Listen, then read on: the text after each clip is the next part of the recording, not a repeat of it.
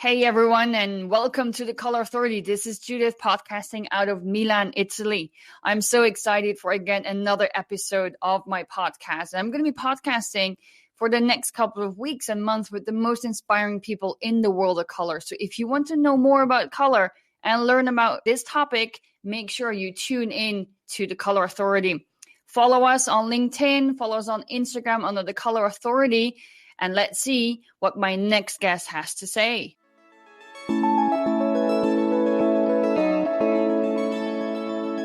Welcome to the Color Authority. Today I'm going to be talking to Patricia Fecci, who works as Color Marketing and Design Services Manager of the Sherwin Williams Company in Brazil, one of the largest paint manufacturers and distributors in the world.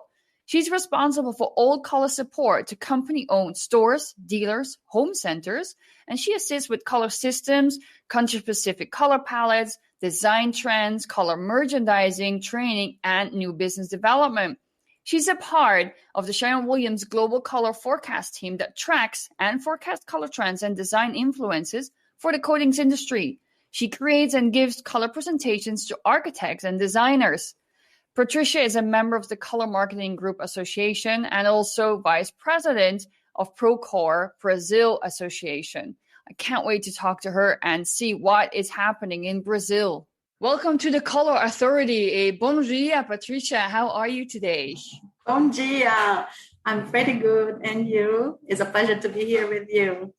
So, Patricia, you're calling in from home in São Paulo, Brazil, right? Yeah, I'm working from home. It's a very simple question, which maybe for some people is not very simple. But what is color to you, Patricia? This is a good question to start. Color for me is life. And I believe everything that is related to life, the joy of life, the joy of living, the hope, passion, the love, I believe is a mix of emotions in a positive way. And I really cannot imagine my life without color. I know, right? I mean, us color professionals, I came about color almost by mistake. I remember I was working in Kawasaki at the time, and my coworker at the time, he said, you have to go to color marketing group. That's where all the color people are at. And I was like, wow, there's color people? Like, that's amazing. Let's go. And that's obviously how I started in color. And that's how we met as well. Patricia, I think we met like a couple of years ago, somewhere in Miami, probably during the Color Marketing Group Summit there. I think that's the first time we met, probably. I was trying to remember this, but I believe it was in the first one that I met you was Palm Springs, I believe. That could be too. Palm Springs, yes, when I was running for board of directors. I believe that was the first time we were like officially introduced.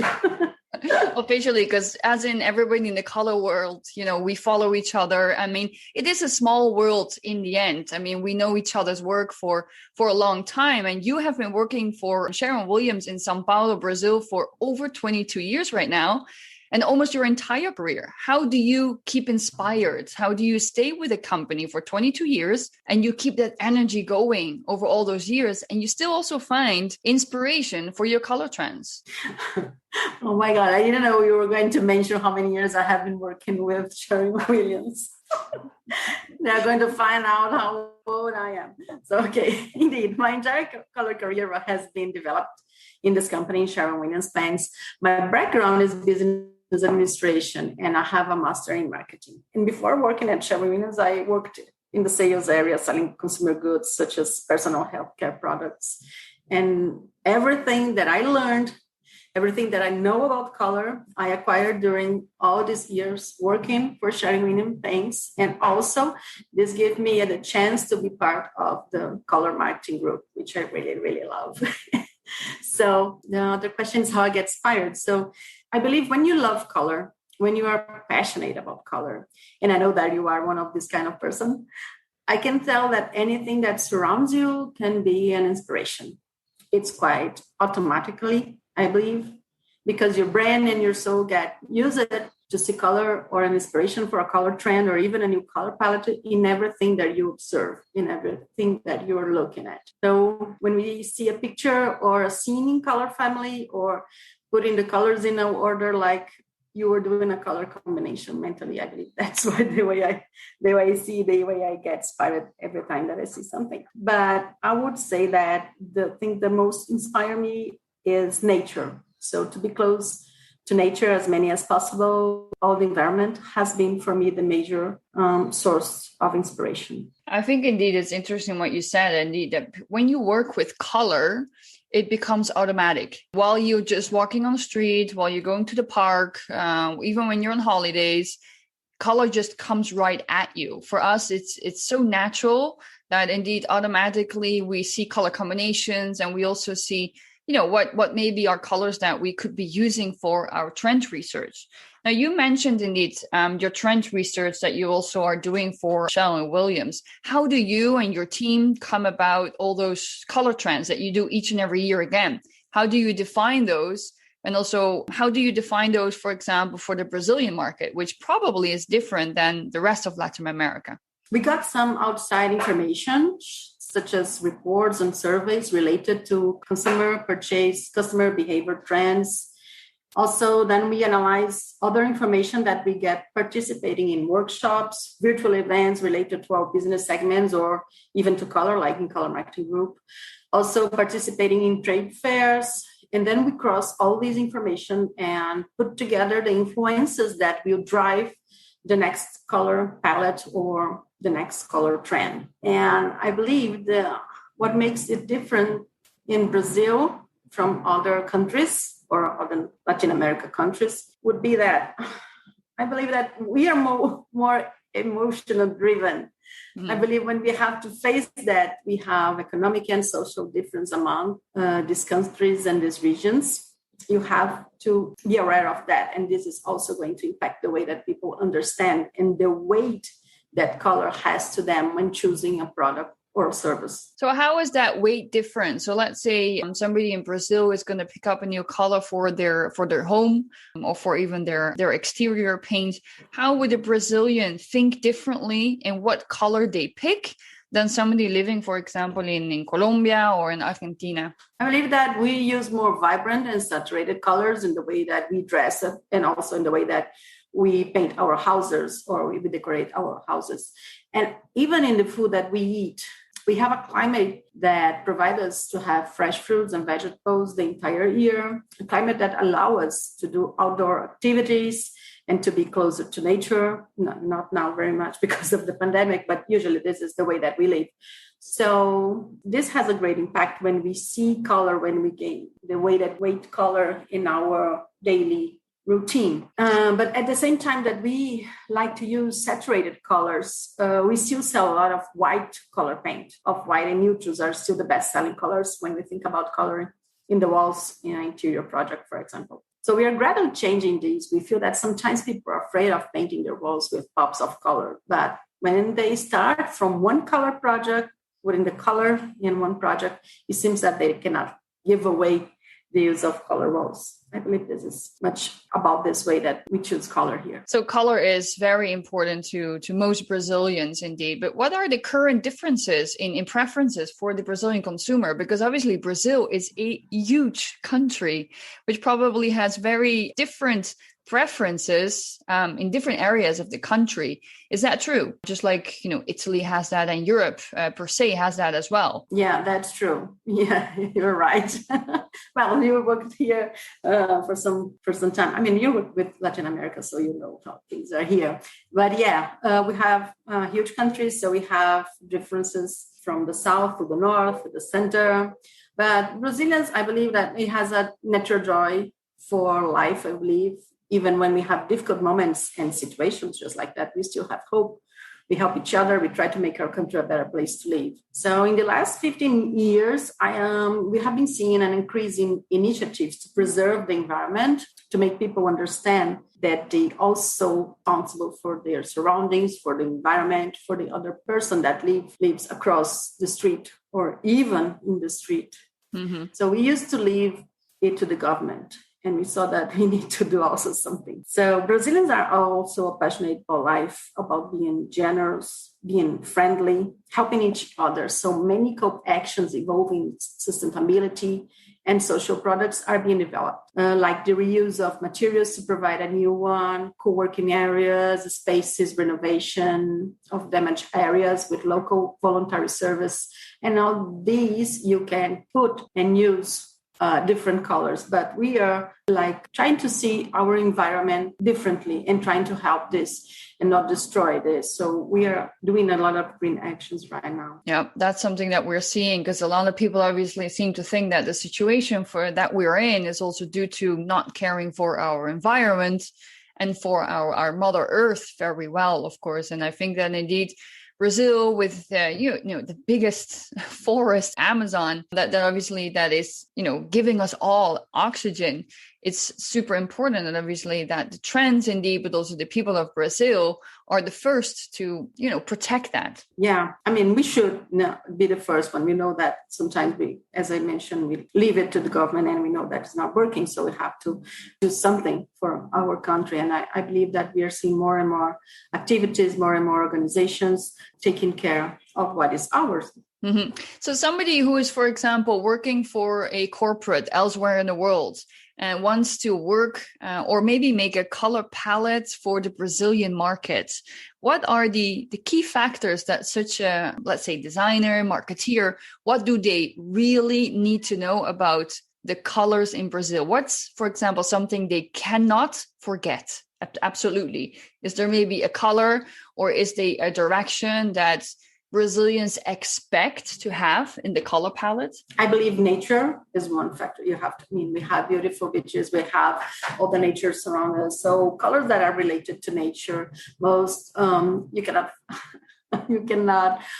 forget about the blues and the greens, and pops of yellow. So we are a sunny country. We like to do outdoor activities, and so I believe that incredibly it's going to be like the colors of our flag, but there's nothing related to this. But I would say that would be the blues and the greens and yellows and oranges. We say that we have carnival here, so we have this passion for joy, as I mentioned before. We like the happy things. We like to party. So yellow to orange would be good, and you cannot forget the greens and the blues. I think that's already a great inspiration for everybody who's living, let's say, in the darker side of the world, where there's not a lot of sun, where it's cold. Obviously, then. Like, for example, I'm originally from the Netherlands. We have a very different color scheme, but we love, Brazil, and we love the warmth and the colors and indeed the food. So I think that's a great inspiration. I know you also love to travel, just like myself, and you're a very curious person. So where do you find your color inspiration? So besides nature, when you are able to travel again, what are the places that you enjoy going to find your inspiration for your color trends? Yeah, traveling I believe, is the most important one. But getting in touch with different cultures, I believe, is the best way for me to find color inspiration. I really like to find this inspiration in different landscapes, nature, as I mentioned before, local architecture and design, local food, artisans products, and of course, the local people. So getting to know people and how they live inspires me. Different stories, different point of view, culture, living, that due to lockdown, what I've been doing, like it's quite a challenge not be able to travel or to visit places. We were talking about this before. So go to expositions and museums, even virtually, to discover or to get an inner inspiration, motivation. So also what I start to do during this period that we are forced to stay home is I started to cook. I haven't had time to cook before. So the cuisine, Brazilian cuisine, the fresh vegetables, the fresh fruits are also very inspired to me. Mm-hmm. So I always like it, but I didn't have enough time to dedicate myself to learn or to try different spices or cooking styles. So since we have all these fresh ingredients here, it gives like a rich color to food that you're cooking and the nutrients. So I think that we taste with the eyes. So the colors are very important for you when you're eating.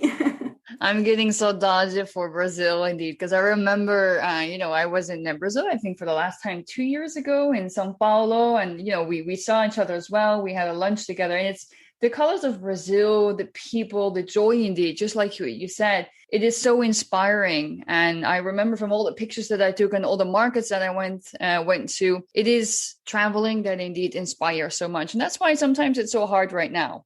Being stuck at home, we can't travel. But indeed, it is about enjoying those small things like cooking, because another thing in São Paulo is, of course, the traffic, the commuting. And now you don't have that anymore. So you finally have time to cook. Yeah, that's true. That's true. Yeah. This time we have very low traffic. So we have enough time to do not only cooking, but also what I like to do is reading a book, watching some movies or documentaries. And we're having more time now to do all this stuff. But I miss you. I know that you also like to travel, and whenever you can, it would be a pleasure to have you here in Brazil again. Oh, I'll come back. Yeah. So how do you, when you are finding your inspiration, how do you capture that into tangible products? And how do you translate that into colors? Because, of course, looking at a beautiful flower in nature, the translation is rather immediate.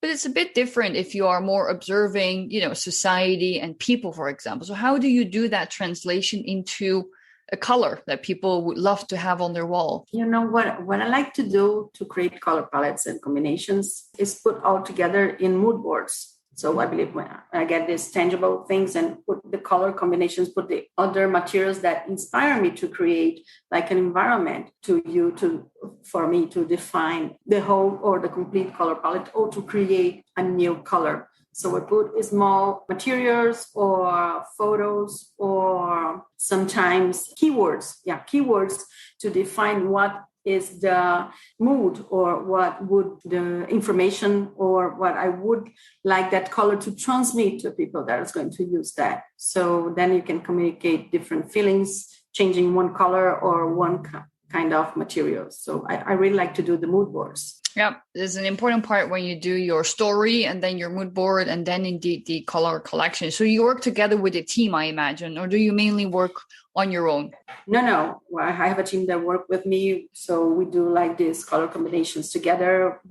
I believe that it is very good when you work with a team, because it's not only your opinion or your input, your inspiration. And I believe when you have different people thinking and different information, it makes the palette or the color richer. So you can see in one way what the feeling that colors, or what that color can communicate, and the other people can feel another way. So it would be better to have this combined opinions and then make this storytelling better. Yep, collaboration is key indeed. And sometimes indeed, when you are having new colors, you also would like to receive that confirmation that you're on the right track, and that indeed your colleagues or whoever you're working with, that they are actually, enjoying those colors as well. And then I think the working together, that's something that I missed most during this lockdown, not being able to directly work together, because now you create mood boards digitally and then you send them to your coworkers, which is not the same thing, is it? Then standing around a board, taking pictures and playing around a little bit with colors as well. I think this is the same with Sherwin Williams right now. You have to do everything digitally, right? Yeah, we're doing this digitally. Yeah, as you mentioned, it's quite different. And I really like to I'm a Brazilian, like to get with the people and be with the people, talk to people. But we have to adapt ourselves to this. And now I believe when we are starting like a year ago, start doing the mood boards digitally, or to choose color digitally, which is quite a challenge too. I know that you've been to this too, because we see color different in the screen, or when you are actually having the physical color swatches. So it's been quite a challenge, but I think we adopted this, and we're not going to give away choosing color or choosing palettes just because of this. So when you're passionate about color, you're keeping doing it, you make it happen anyway. Yeah, I think that's true indeed. I mean, just like what Bruce Lee said, right? Be water, my friend. We have to be adaptable. We have to be flexible like water, you know? So it's interesting to have indeed this talk about digital colors, etc. But then color combinations is also a next topic that I'm very interested in, because I know in interiors, it's not just one color. You have more than one color, and it's very playful to use, you know, different colors into your homes, into your offices. What are new combinations of color that you are seeing, and where do you see these influences coming from? So since the pandemic, we have been forced to do everything in our homes: live, to work, to play, to cook, to eat, work out, and even to rest. So this makes us rethink all the spaces and the use of each of them. So, and adapt them as far as possible to our new lifestyle, create spaces where when people get comfortable and able to provide physical and mental well-being and also security. So with that in mind, we're seeing an immersion of the lilac shades, from the richest blues until the vibrant influence of the reds. We know that shades from the purple color family are associated with spiritual thinking, meditation practices, and also mystical environment. So in this time that we are focusing our attention to self-care, well-being, and healthy activities, this is a color family that certainly will impact interior decor from now on. So the combination of lilac with natural greens related to nature, to biophilia, or even bioscience are increasing, and particularly one of my favorite color combinations. So rosemary, thyme, this type of green shaded combination with subtle lilacs for me are very beautiful.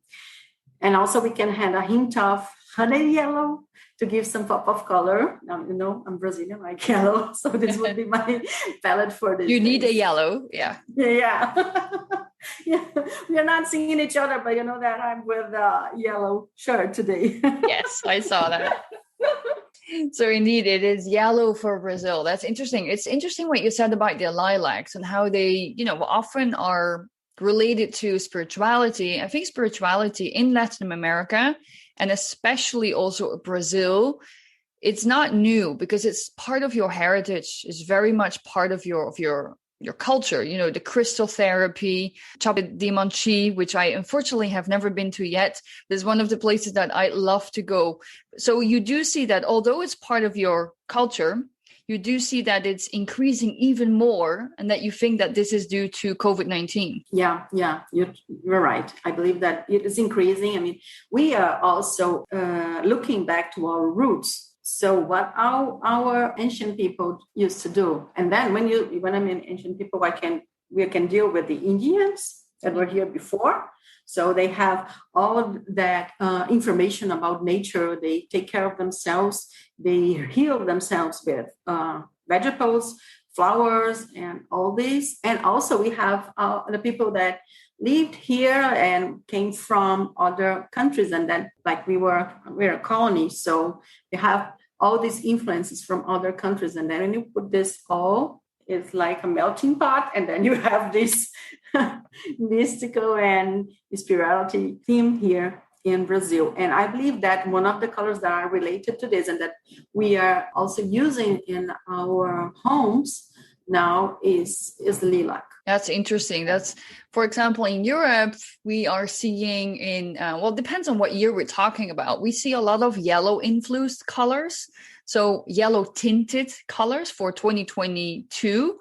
And then for 2023, I think we're going to go back a lot to the reds and also the blues and the greens, but especially the reds. We've had yellow for so many years here in Europe, and now we see that is now changing indeed. And some of the lilacs, but not as much as Latin America. So I guess you have global colors, you have global trends, but then you still have indeed, just like you said, your regional, local colors, because people, you know, they look back to their roots, especially currently. So they are looking into the colors that are inherent to their society and to their culture. That's super interesting. Yeah, I believe you're right.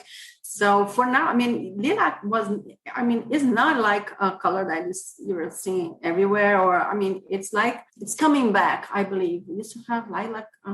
I believe it was like long time ago, and then we are seeing this like pop now due to this. So it's like it's one color combination that I mentioned here that I really like, and we are seeing more frequent here. So that I believe is going to be 2021, maybe 2022, but it's quite for this time. And we still have, I believe that yellows, we like yellows, but they're like more caramel. They're more honey yellow, buttery yellow, like this. Mm-hmm. Not so strong or saturated that it used to be. Yeah. Softer yellows, that are easy on the eye. So what's next for you? What's your current or what's the next project that you're working on and that you're super passionate about? Well, we have just launched a new color service called PROCOR in the company that I work for, Sherwin Williams. So that would mean your color, Sherwin Williams. Here, maybe it can be like something that you already know from the other countries that Sherwin Williams have branches, but here is a new service in which our interior designers and architects provide 3 color combinations for each photo or image received from the customer. So we do a color simulation on a product to help customers choose the color they like, or to combine color that they usually do not know how to do, or how to start a color combination to change their homes. So it's an exclusive service. Customers can find the service in one of the Sherwin Williams branded stores in Brazil and also in our dedicated dealers. And the best, it's a free service. So with this service, our goal is to help customers to find their right color and to sell more color, not only white paint, as I mentioned before. Yeah. I think white is such a common color, no matter where you are in the world. And if Sherwin Williams and with indeed this new concept of yours, you can get more color in the homes of people, which automatically probably is going to make them feel better. I think that's amazing. Yeah, you're going to make them more confident about choosing color, and also give them some information. Sometimes they want to do it, but they are quite afraid of how to get started. So we're just going to help them a while. Why do you think people are afraid of color? I've always asked this question. Why are people afraid of color? Sometimes I believe that they are not familiar with doing this. So I believe when you're not familiar in changing anything, or you don't know if this color is going to be like, you're going to be tired of this color very fast, very quickly. So I believe that's why people are afraid. They are not so confident in choosing color. But when they start doing this, or they playing with color, or put like pops of color, like step by step, then they get used to it, and then they cannot make any other project with any other using color. I believe that's. But it's quite a good question. Maybe we should do some survey about this and say, why are you afraid of using color? Because sometimes here they use a lot of color in the way they're dressed. But when you go to their houses, everything is white or off-white. It's quite different. Yeah, indeed. Latin America, generally, you see people very colorfully dressed, but in their homes, I've been to a few homes, but indeed it is something that changes. But I think that's the same in other countries as well. Funny enough, in the Netherlands, you actually have people that are less afraid of coloring their homes. So that's an interesting point. Maybe it's because we have darker weather conditions. So we bring color into the home because we need that pop of color when it's raining or when it's snowing or when it's just cloudy and, not a very beautiful day. We bring color in our homes, but we don't dress very colorfully. So it's funny how those differences globally are very clear within different, regions and also people, I guess. Yeah, that's very interesting what you mentioned. Yeah. But we like a lot of colors in our clothes.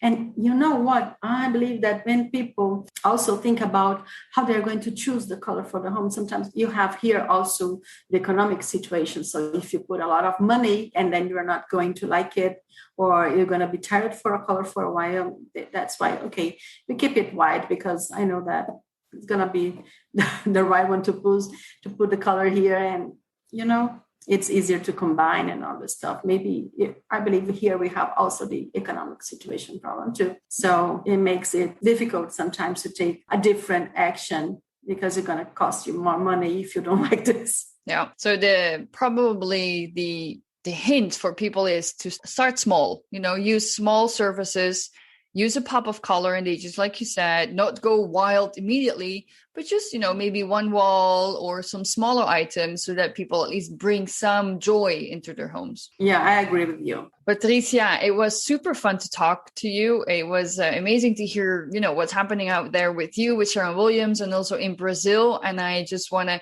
thank you so much for this talk. It was fun, and I hope to talk to you again in the very near future. Me too. So it was very good to talking to you, and thank you for this invitation. I'm passionate about colors, so I really like to talk about colors, and it was awesome. Thank you. So this was Judith Van Vliet from the Color Authority. Thank you for listening again to yet another episode. If you haven't done so, please go to Apple Podcasts, subscribe, review, and send us feedback on this episode. And I hope that you will be listening to the next episode coming out very, very soon. Thank you, and have an amazing, colorful day.